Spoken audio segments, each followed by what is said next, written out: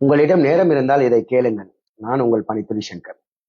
ஒரு முறை ஒரு சென் துறவியை வந்து இந்தியாவில் உள்ள ஒரு காலேஜுக்கு வந்து சிறப்புரையாற்றுவதற்காண்டி கூப்பிட்டுருந்தாங்க. அது என்ன டைட்டில்னு பார்த்தீங்கன்னா, எவ்வளவு இக்கட்டான சூழ்நிலையிலையும் கோபப்படாம மனசை கண்ட்ரோல் பண்ணி எப்படி அந்த விஷயங்களை சமாளிப்பது அப்படிங்கிற தலைப்புல பேசணுங்கிறக்காண்டி அந்த ஜென் துறவியை வந்து கூப்பிட்டுருந்தாங்க.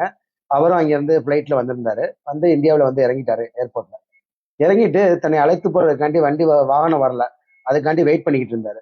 திடீர்னு அப்ப பாத்தீங்கன்னா ஒரு 7-8 கார்ல வந்து ஒரு மிகப்பெரிய பிசினஸ் மேன் வந்து ஏர்போர்ட்ல இறங்குறாரு.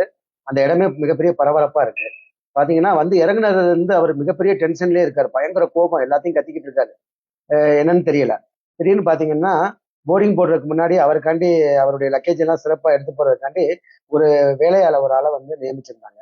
அந்த பையனும் வந்து அவருடைய பேக் எல்லாம் கலெக்ட் பண்ணிட்டு, சார் வாங்க அப்படி இப்படின்னு வணக்கம் அப்படிலாம் சொல்லிட்டு இருந்தான். அவன் வந்து சொல்லிக்கிட்டு இருக்கான். அப்படி இருந்தும் அவன் மேல எல்லாம் பயங்கர கோபத்துல கத்திக்கிட்டே இருக்காரு இந்த பிசினஸ் மேன்.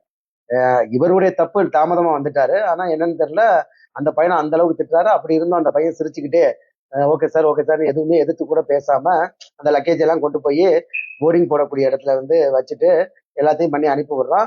அப்படி ஓகே வச்சுட்டேன்னு சொல்றான். திருப்பியும் அந்த பையனை திட்டுறாரு. இதையெல்லாம் அந்த ஜென் துறவி பார்த்துக்கிட்டே இருக்காரு. என்னடா இந்த மனுஷன், அவர் வந்தது லேட்டா வந்தாரு, இந்த பையன் உதவி பண்ணதான் போறான், அப்படி இருந்து அவனை போய் இந்த அளவுக்கு திட்டுறாரு. ஆனா அந்த பையன் கொஞ்சம் கூட தன்னுடைய கோபத்தை காட்டவே இல்லையே அப்படின்னு மிகப்பெரிய ஆச்சரியம். நம்ம போய் இருந்து சிறப்புரையாக ஆற்ற போறதே வந்து இக்கட்டான சூழ்நிலையிலையும் இந்த மாதிரி பிரச்சனைகள் வரும்போதெல்லாம் எப்படி மனசை வந்து ஒருநிலைப்படுத்தி கோவப்படாம இருக்கணுங்கிறது தான். ஆனா இந்த பையன் வந்து உண்மையாவே நேச்சுரலாவே நம்ம கண் முன்னாடியே இவ்வளவு ஒரு பிரமிப்பா கோவமே படாம இருக்கானே, எப்படி இது சாத்தியம்? சரி அந்த பையன்கிட்டே கேட்டுடலாம் அப்படின்னு சொல்லிட்டு அந்த பையனை கூப்பிட்டு கேட்கிறாரு.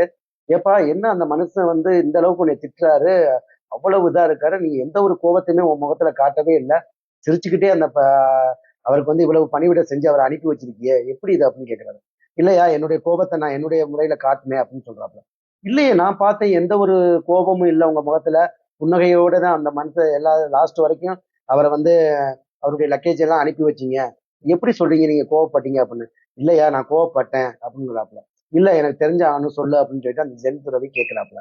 அதுக்கு அந்த பையன் சொன்னா, ஐயா அவர் வந்து பிசினஸ் விஷயமா அமெரிக்காவுக்கு போயிட்டு இருக்காரு, ஆனா அவருடைய லக்கேஜ் வந்து இப்ப சிங்கப்பூருக்கு போய்கிட்டு இருக்கு அப்படின்னு சொன்னாங்க.